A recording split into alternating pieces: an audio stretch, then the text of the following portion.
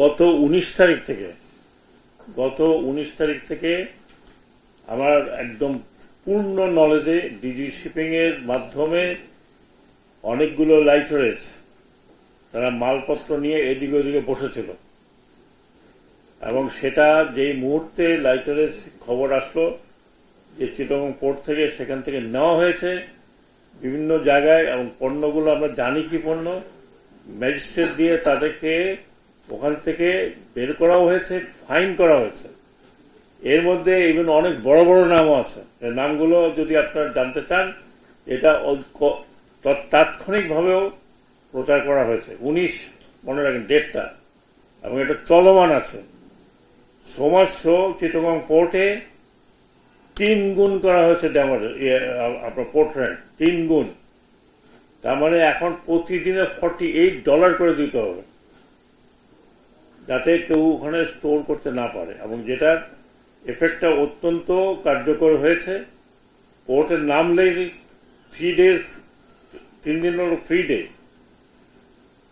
3 দিন free days, 3 দিনের পরে হলো 4th day they have to take.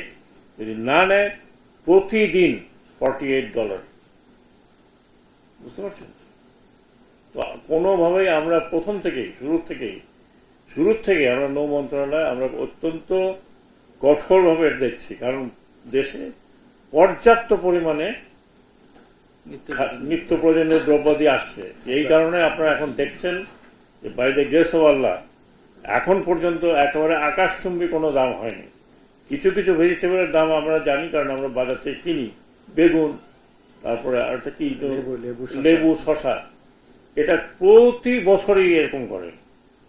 আর এখন যেহেতু সিজনের শেষ হয়ে আসছে, আর তো তারপরেও ভোক্তা অধিকার এবং অন্যান্য সংস্থাগুলো কিন্তু লেগে আছে। শাকসবজির দাম বাড়েনি। আমি তো নিজে বাজার করি ভাই, আমি আপনাদের বিশ্বাস হয় না হয়তো, আমার সাথে যে আসবেন, আমি নিজে কচু খেতে যেয়ে বাজার করি। শাকসবজির দাম বরং যা ছিল তাই। একটা খালি পেপারের দিকে ভোজ্য তেলের কিছু কিছু লুকিয়েছে, সেটা ডেফিনেটলি এটা সরকার দেখছে। এটা কিন্তু বহু আগের থেকে আমরা শুরু করেছি, রোজা আসার 15-20 দিন আগের থেকে, কারণ অনেক আগের থেকে এবার এই নিত্য প্রয়োজনীয় জিনিসপত্র আসছে। সাপ্লাইতে যতদূর আমি জানি, বন্দরের খবর থেকে বলছি, সাপ্লাইতে কোনো ঘাটতি নেই।